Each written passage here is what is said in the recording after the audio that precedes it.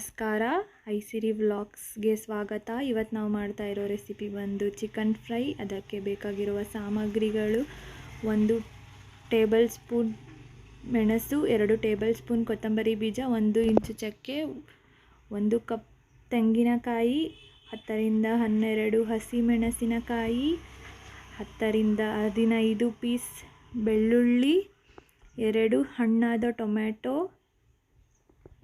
ಮತ್ತು 1 ಕಪ್ ಪುದೀನ ಸೊಪ್ಪು ಮತ್ತು 1 ಕಪ್ ಕೊತ್ತಂಬರಿ ಸೊಪ್ಪು ಮತ್ತು ಅದಕ್ಕೆ ಅರ್ಧ kg ಚಿಕನ್. ನೀಟಾಗಿ ತೊಳೆದು ರೆಡಿ ಮಾಡಿ ಇಟ್ಕೊಳ್ಳಿ. ಇವಾಗ ಅದನ್ನು ಮಾಡುವ ವಿಧಾನ ಹೇಗೆ ಅಂತ ನೋಡೋಣ.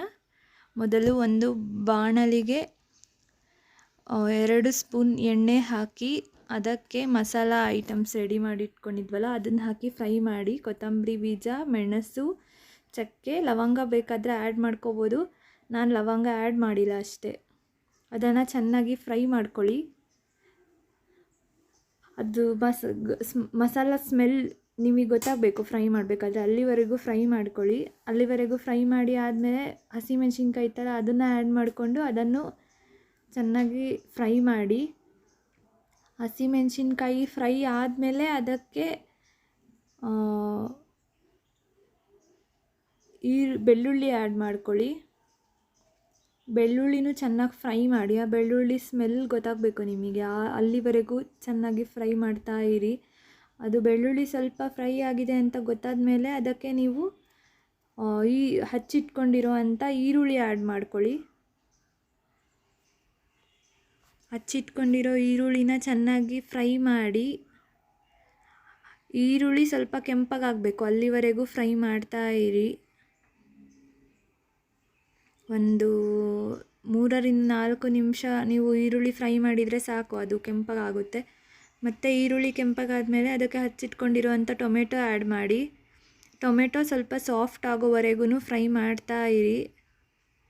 ಅದು ನೀರು ಬಿಟ್ಕೊಂಡು ಸ್ವಲ್ಪ ಸಾಫ್ಟ್ ಆಗಬೇಕು.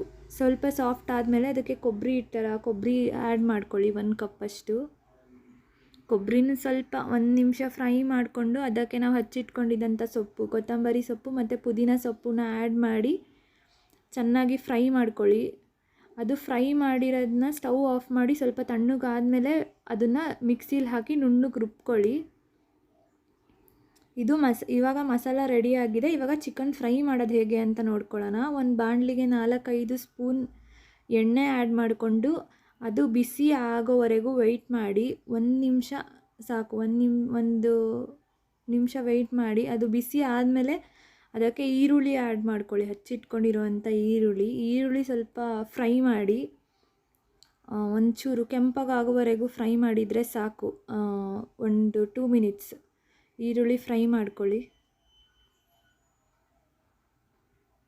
ಅದು ಸೀದೋಗಬಾರ್ದು ಅಂದರೆ ಆವಾಗ ಬಾಡಿಸ್ತಾ ಇರಿ, ಇದು ಕೈ ಆಡಿಸ್ತಾ ಇರಿ. ಅದಕ್ಕೆ ತೊಳೆದಿಟ್ಕೊಂಡಿರೋ ಅಂಥ ಚಿಕನ್ನ ಆ್ಯಡ್ ಮಾಡ್ಕೊಳ್ಳಿ. ಚಿಕನ್ನ ಎಣ್ಣೆಯಲ್ಲೇ ಫ್ರೈ ಮಾಡಿ 5 ಮಿನಿಟ್ಸು. ಚಿಕನ್ನ ಆ್ಯಡ್ ಮಾಡಿದ ತಕ್ಷಣ ಅದಕ್ಕೆ ಒಂಚೂರು ಅರಿಶಿನ ಮತ್ತು ಒಂದು ಸ್ವಲ್ಪ ಚಿಕನ್ ಫ್ರೈ ಪೌಡರ್ ಆ್ಯಡ್ ಮಾಡಿಬಿಟ್ಟು ಫ್ರೈ ಮಾಡ್ಕೊಳ್ಳಿ ಆಯಿಲಲ್ಲೇ.